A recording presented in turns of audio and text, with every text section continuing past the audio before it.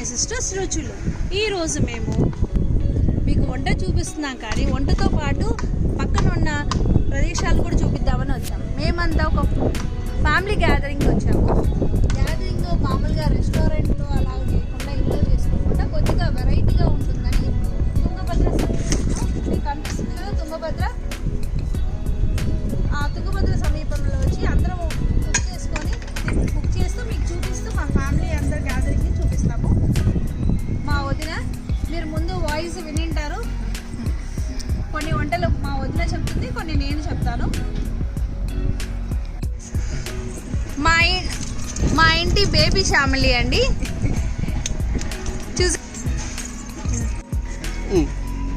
మా ఇంటి చిన్న బేబీ ఫ్యామిలీ చూసారా, హాయ్ చెప్తుంది మీ అందరికీ.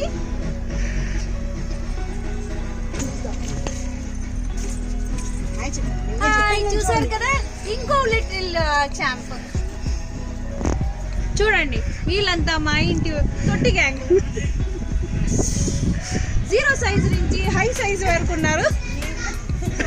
హాయ్ చెప్పండి ఒకసారి.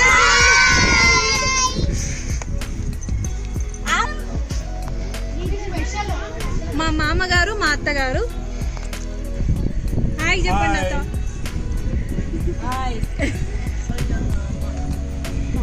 మా వదిన హాయ్ చెప్పండి.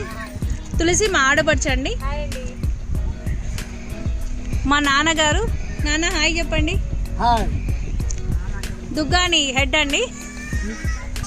చిన్నగా ఉంది కానీ టపాస్ అండి. అక్కడ హాయ్ చెప్పు.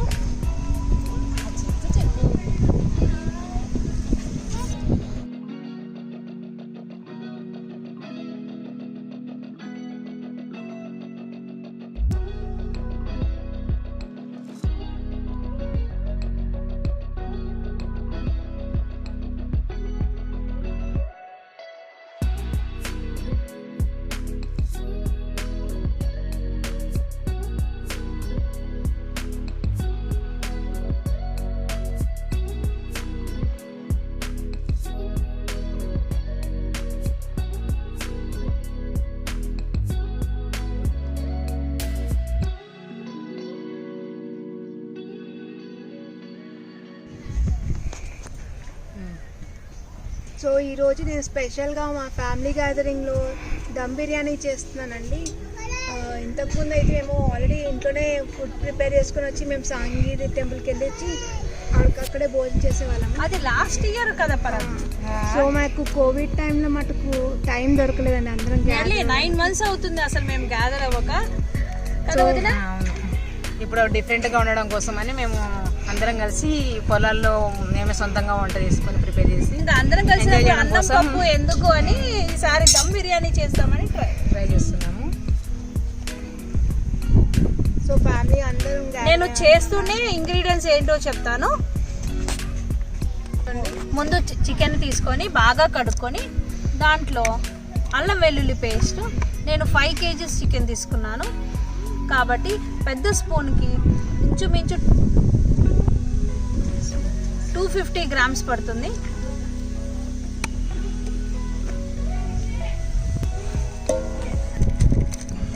అల్లం వెల్లుల్లి పేస్ట్ వేసుకున్నాక బిర్యానీ మసాలా వేస్తున్నాను.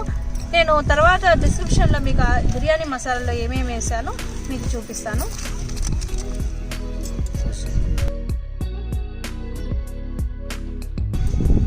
ఇప్పుడు మసాలా మొత్తం వేసేసుకున్నాను. ఇప్పుడు నేను ఓన్లీ ఇంగ్రీడియంట్స్ చెప్తున్నాను. డిస్క్రిప్షన్లో క్లియర్గా మీకు ఎంత క్వాంటిటీలో తీసుకుంటే వస్తుందో చూపిస్తాను.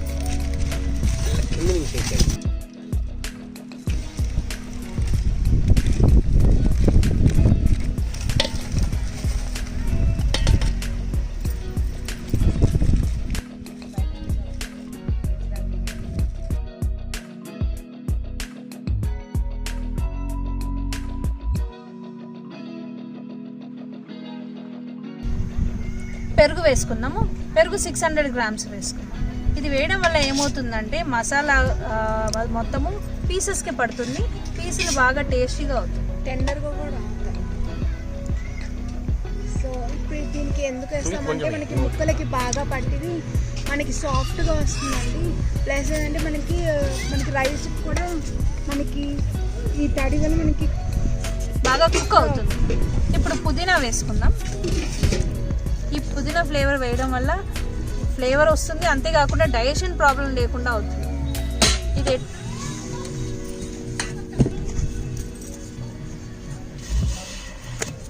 కొత్తిమీర వేసుకుందాం.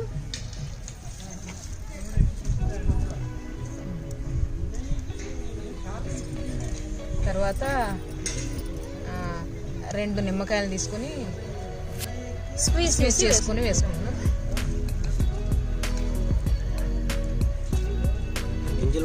తీసండి.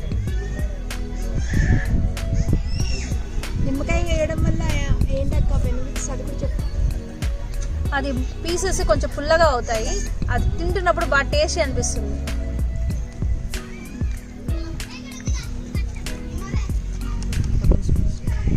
టూ స్పూన్స్ పసుపు వేద్దాము.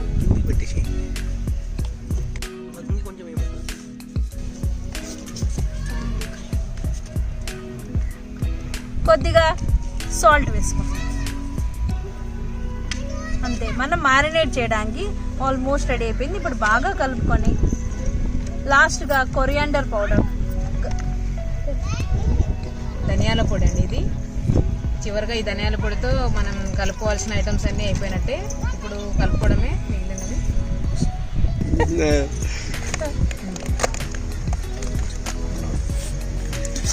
కొద్దిగా మనకి ఏమైనా కారం సరిపోయినట్టు అనిపిస్తే కొద్దిగా కారం కూడా యాడ్ చేసుకుంటే సరిపోతుంది.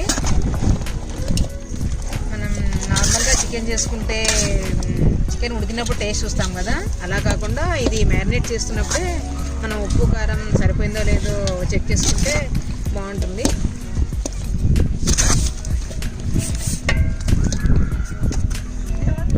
కొద్దిగా కారం కూడా యాడ్ చేసుకుంటున్నాము. దాని తర్వాత కొద్దిగా పెరుగు కూడా వేసుకున్నాను. కొద్దిగా తక్కువైనట్టు అనిపించింది మాకు, అందుకని ఒక 2 స్పూన్స్ యాడ్ చేస్తున్నాము.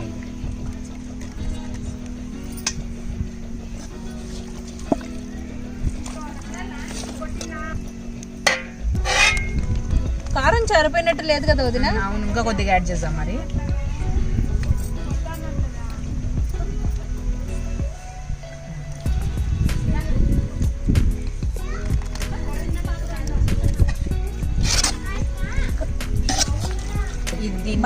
బాగా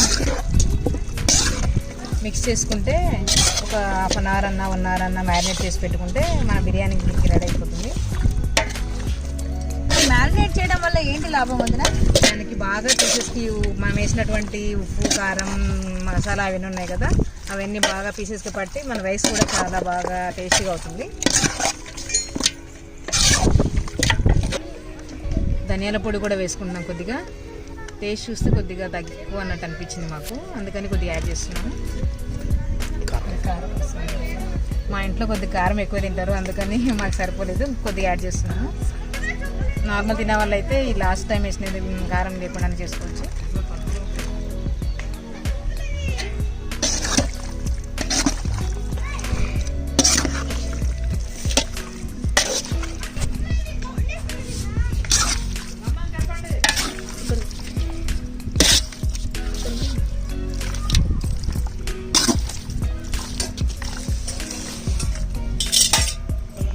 చివరిగా మనం ఆయిల్ యాడ్ చేసుకున్నాము. ఈ ఆయిల్ ఒక 1/4 కిలో క్వాంటిటీ అయితే సరిపోతుందండి. ఎందుకంటే ఇది డైరెక్ట్గా మనం ఏం పోపు చేయడం లేదు, మొత్తం అన్నీ మిక్స్ చేసేసి డైరెక్ట్గా బాయిల్ చేస్తాం కాబట్టి ఆయిల్ కూడా ఇప్పుడు యాడ్ చేసుకుంటే సరిపోతుంది.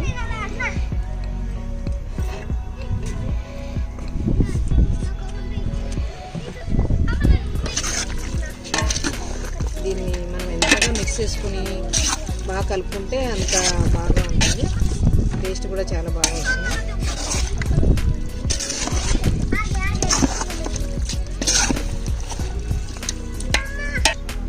మొత్తం మిక్స్ చేయడం అయిపోయింది. ఇప్పుడు మనం మూత పెట్టేసుకుని 1 గంట పాటు ఇలా మ్యారినేట్ చేసి పెట్టుకుంటే సరిపోతుంది. ఒకవేళ మనకి ఏమైనా ఉప్పు కారం తక్కువ ఉన్నట్టు అనిపిస్తే ఇది 1 గంట తర్వాత తీసి చూసి యాడ్ చేసుకోవచ్చు.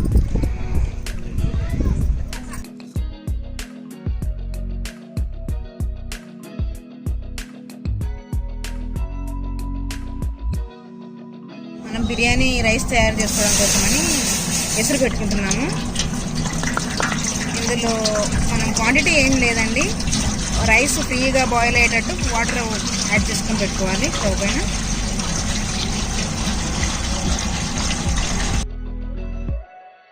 ఒక 5 kgs బాస్మతి రైస్ గురించి నేను ఒక 20 లీటర్స్ వాటర్ తీసుకుంటున్నాను. ఇవి మొత్తం బాగా బాయిల్ అవ్వాలి. వాటర్ వేడెక్కడం స్టార్ట్ అయింది కదా, ఇందులోకి నేను కొద్దిగా స్పైసీ మసాలాలు యాడ్ చేస్తున్నాను. ముందుగా ఇలాచీ వేస్తున్నాను, ఆ తర్వాత కొద్దిగా చెక్క కూడా వేస్తున్నాను, తర్వాత బిర్యానీ ఆకు. మనం బిర్యానీలో ఏమేమి ఐటమ్స్ వేసుకుంటామో అవన్నీ యాడ్ చేసుకోవచ్చు. చివరిగా కొద్దిగా నిమ్మకాయ కూడా ఒక చెక్క పిండుకుంటున్నాను. ఈ నిమ్మకాయ వేసుకోవడం వల్ల రైస్ స్టిక్కీగా అవ్వకుండా కొద్దిగా పొడి పొడిగా అవుతుంది, అందుకని నేను యాడ్ చేస్తున్నాను. మళ్ళీ మనం ఆల్రెడీ బిర్యానీలో చెక్క లవంగా వేస్తాం కదా, ఆయన ఏంటంటే ఇప్పుడు ఈ రైస్కి పట్టాలి కదా, ఈ రైస్కి మసాలా పడితే బాగుంటుంది, అందుకని నేను ఇవి యాడ్ చేస్తున్నాను. అయితే బిర్యానీ రైస్ కూడా ఫ్లేవర్ ఉంటుందన్నమాట. అవును, మనం చేసేది దమ్ బిర్యానీ కదా, అందు గురించి నేను యాడ్ చేస్తున్నాను. కొద్దిగా ఒక 1/2 గ్లాస్ ఆయిల్ కూడా యాడ్ చేస్తున్నాను. హాఫ్ అంటే ఎంత వదినా? ఒక మినిమం ఒక 1/4 కిలో తక్కువ. తర్వాత కొద్దిగా ఉప్పు కూడా వేస్తున్నాను, ఒక 3 స్పూన్స్ యాడ్ చేస్తున్నాను. అంటే ఇది కూడా బాగా మరగాల. మరిగిన తర్వాతనే మనం ఈ బాస్మతి రైస్ యాడ్ చేస్తాం అన్నమాట. ఓకే, కొద్దిగా బాయిల్ అవ్వనివ్వండి.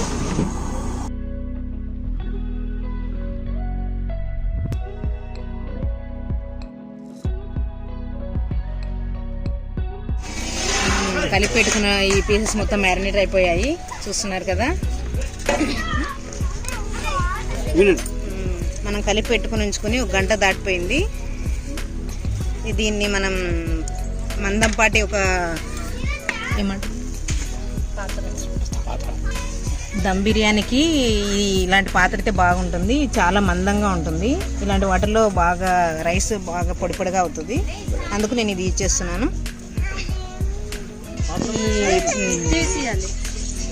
ఈ గిన్నెలోకి కొద్దిగా ఆయిల్ యాడ్ చేస్తున్నాను, 1 గ్లాస్ సరిపోతుంది. మొత్తం ఈ పాత్ర మొత్తం పట్టేలాగా ఇలా మిక్స్ చేసుకోవాలి.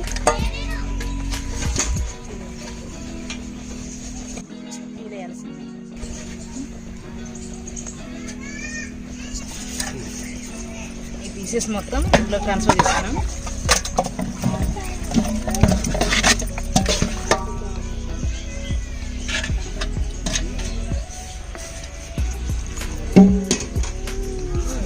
ఈ అడుగు భాగాన్ని మొత్తం పరుచుకోవాలి, ఈ పీస్ మొత్తాన్ని.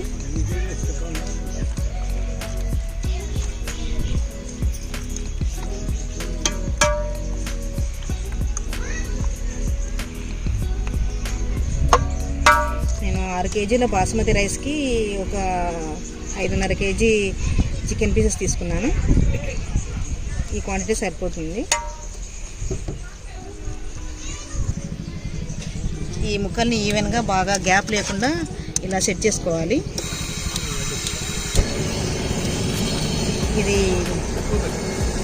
దీని తర్వాత మనము అక్కడ ఎసురు పెట్టుకున్నాము కదా రైస్ గురించి, దాన్ని ప్రిపేర్ చేసుకున్నాము. ఈ బౌల్ ఎసురు అయిపోయింది, చూస్తున్నాం మనం.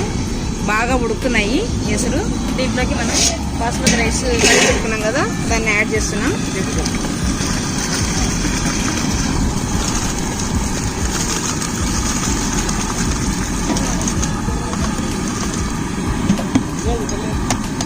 ఒకసారి కలిపి పెట్టుకుంటే మనకి బాగా ఉడుకుతాయి.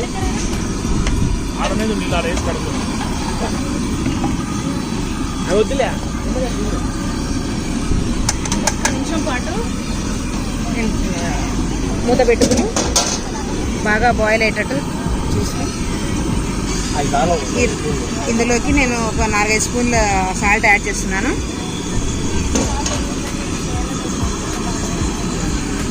మనకు కావాల్సిన అంత తగినంత వేసుకుంటే సరిపోతుంది, ఉప్పు గురించి తెలిసింది కదా.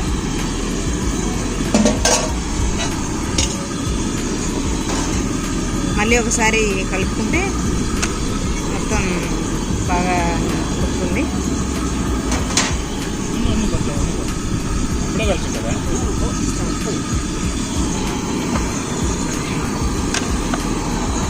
కొంచెం ఎక్కువ వేసినా ఏం కాదు, ఉంచేటివే కాబట్టి సాల్ట్. ఉప్పు కొద్దిగా ఎక్కువ తక్కువైనా ఏం కాదు, ఎందుకంటే మనం ఈ వాటర్ని మొత్తం తీసేసి రైస్ మాత్రమే యూజ్ చేసుకుంటాం కాబట్టి. బాయిల్ అవుతుంది, చూసాము ఒకసారి చెక్ చేసుకున్నాము. ఇంకొక 1 నిమిషం పాటు ఉడికితే సరిపోతుంది. 1 నిమిషమే.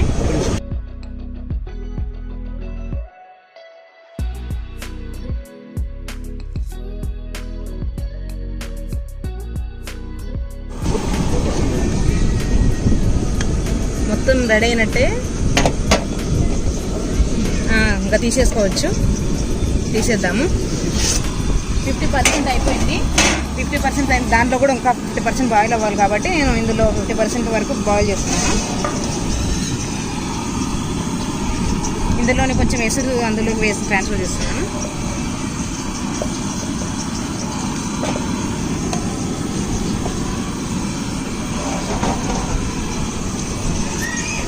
ఈ రైస్ని మొత్తం ఇలా తీసుకొని అందులో వేసుకోవాలి. ఇలా బాగా స్ప్రెడ్ అయ్యేటట్టు పరచుకోవాలన్నమాట రైస్ని.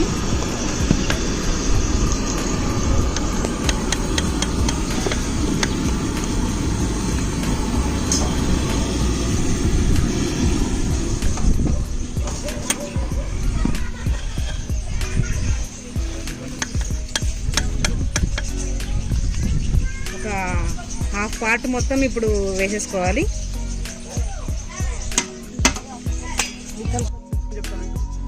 ఇంతకుముందు మనం ఒక 50% వరకు బాయిల్ అయినటువంటి రైస్ని వేసాము. ఈ ఇంకా కొద్దిగా ఒక 60-70% బాయిల్ అయితే సరిపోతుంది. అందులోకి మనం కొద్దిగా ఈ ఎసురును కూడా అడ్జస్ట్లో ఇట్లా వేసుకుందాం, మాడకుండా మనకి బాగా మగ్గడానికి.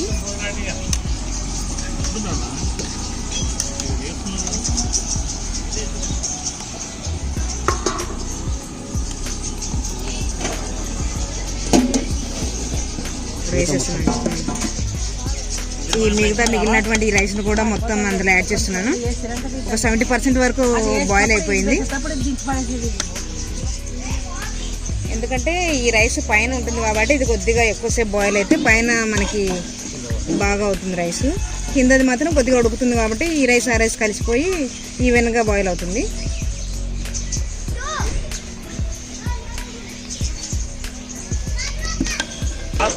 ఈ ఎక్స్ట్రా నీళ్ళని ఉంచుకోవడం కోసం నేను ఇలా ఈ విధంగా కొద్దిగా పక్కకు పెట్టేసుకుని ఇలా ఉంచేస్తున్నాను. ఎందుకంటే మనం స్పూన్తో తీయడానికి కష్టం అవుతుంది కదా, త్వరగా కాదు. ఇలా అయితే తొందరగా అవుతుంది. తర్వాత ఇప్పుడు స్పూన్తో తీసుకోవచ్చు.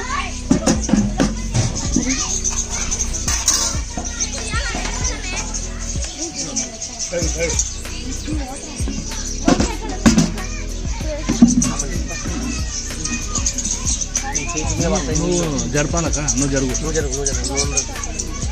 కలర్ యాడ్ చేస్తున్నాను నేను. ఆరెంజ్ ఫ్లేవర్ కలర్ యూజ్ చేస్తున్నాను.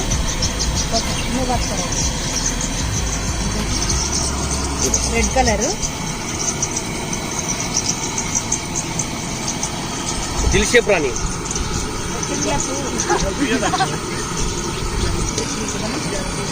పిండి తీసుకొని దమ్ పెట్టాలి కదా మనం. ఈ విధంగా మొత్తం పొడవుగా చేసుకుని దీన్ని స్టాప్ చేసి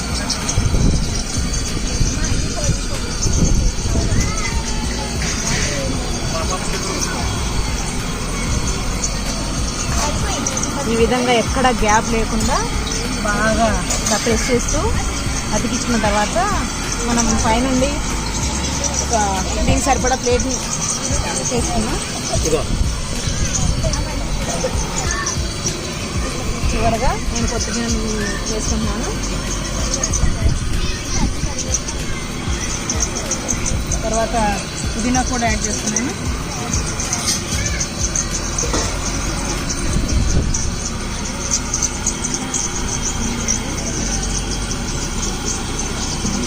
ఇంకా మనం అటుపక్క స్టవ్ పైన పెంక పెట్టుకున్నాము. ఆ పెంక వేడయ్యాక మనం ఈ బాండీని దాని మీద ట్రాన్స్ఫర్ చేసుకుంటే సరిపోతుంది. జాగ్రత్త కొంచెం అదే మెయిన్ బాగుంది. రైస్ నేను నెయ్యి యాడ్ చేస్తున్నాను. ఇలా పైనుంచి మొత్తం ఈ రైస్ మొత్తం స్ప్రెడ్ అయ్యేలాగా వేసుకోవాలి.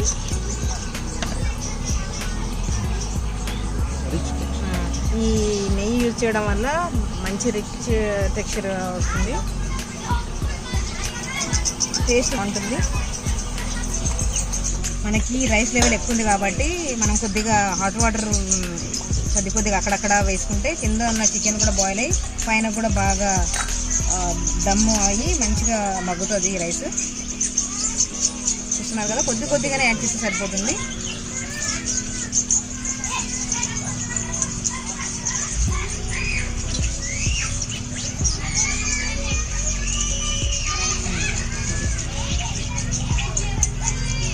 అట్లా చివరగా కూడా వేస్తే లోపలికి దిగి మొత్తం ఈ చికెన్కి ఉన్న మాయిశ్చర్ అంతా రైస్కి పట్టి బాగా దమ్ అవుతుంది. దాని తర్వాత అదే పక్కన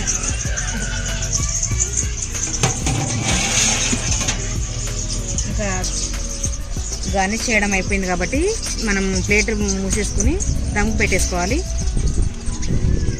నేను స్టవ్ ఫ్లేమ్ కూడా ఫస్ట్ హై పెట్టుకున్నాను, ఎందుకంటే కింద బాగా మందంగా ఉన్నటువంటి ఈ ప్యాన్ వాడాను. కింద ఈ గిన్నె కాకుండా కింద ఇంకొక పెన్నం యాడ్ చేసుకున్నాను. అది బాగా హీట్ అయిన తర్వాత గిన్నె పైన బరువు కోసమని నేను ఒక గిన్నెలో వాటర్ పోసుకుని దాన్ని దీనిపైన పెట్టుకుంటున్నాను. ఈ బరువు సరిపోతుంది. మనం ఆల్రెడీ గోధుమ పిండి కూడా పెట్టుకున్నాం కాబట్టి బాగా స్టిక్ అయిపోయి మొత్తం లోపటే దమ్ బాగా అవుతుంది. నేను ఇంతకుముందు ఒక 5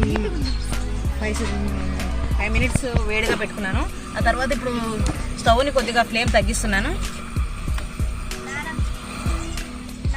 మళ్ళీ 2-3 మినిట్స్ ఈ విధంగా తగ్గించుకున్న తర్వాత మళ్ళీ ఒక 5 మినిట్స్ తర్వాత హై పెంచుకుంటే సరిపోతుంది.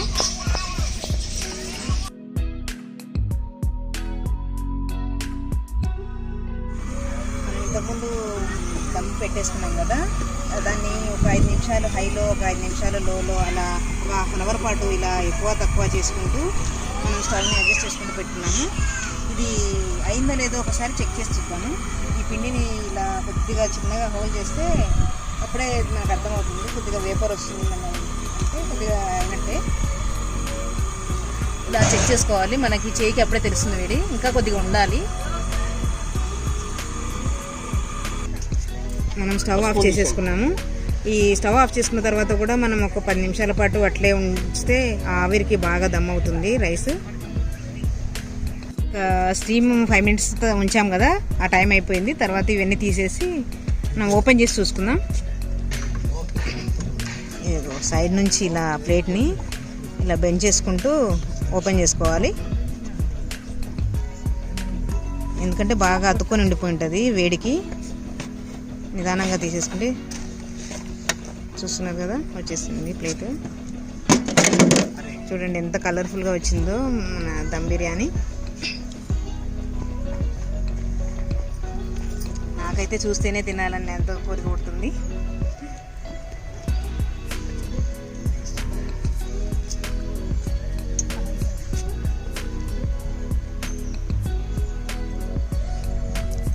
స్మెల్ చాలా బాగా వస్తుంది, చూస్తేనే తినాలనిపిస్తుంది.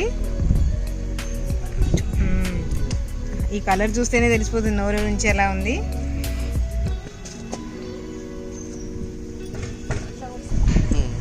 కింద బాయిల్ చికెన్ పీసెస్ బాయిల్ అయ్యలేదో చూసాము ఒకసారి. ఇలా సైడ్ నుంచి తీస్తే కింద ఉన్నటువంటి ఆ పీసెస్ పైకి రావడానికి ఈజీ అవుతుంది. రైస్ పాడవకుండా బాగా నిదానంగా ఈ విధంగా తీసుకోవాలి. చూస్తున్నారు కదా, మొత్తం చాలా బాగా మాగిపోయాయి చికెన్ పీసెస్ కూడా.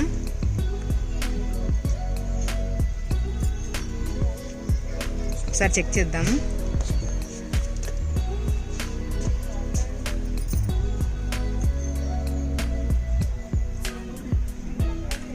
ఫుల్ ఈవెన్గా బాయిల్ అయిపోయింది. చూస్తున్నారు కదా, ఇలా టచ్ చేస్తేనే మెత్తగా ఎలా అయిందో స్మూత్గా.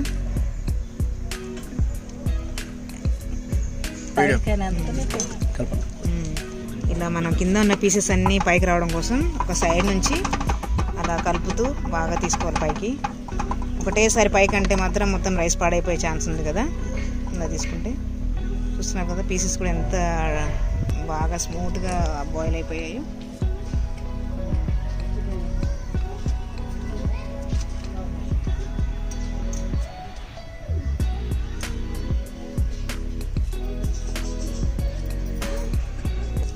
చూస్తున్నారు కదా దమ్ బిర్యానీ రెడీ అయిపోయింది.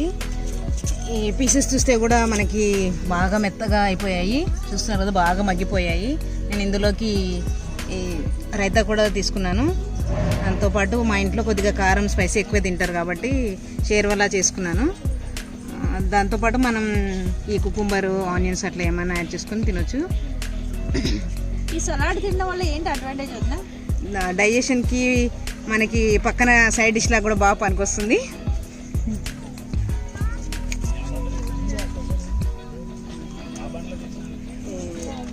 మేము ఎక్కువ క్వాంటిటీలో చేసాం కాబట్టి దమ్ బిర్యానీ కొద్దిగా చాలా టైం పట్టింది. అదే మామూలుగా మనం ఇంట్లో వర్క్ చేసుకుంటే ఇంత టైం పట్టదు.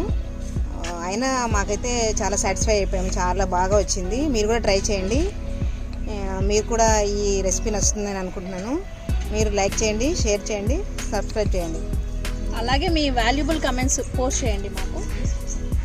Bye everyone. వాచింగ్.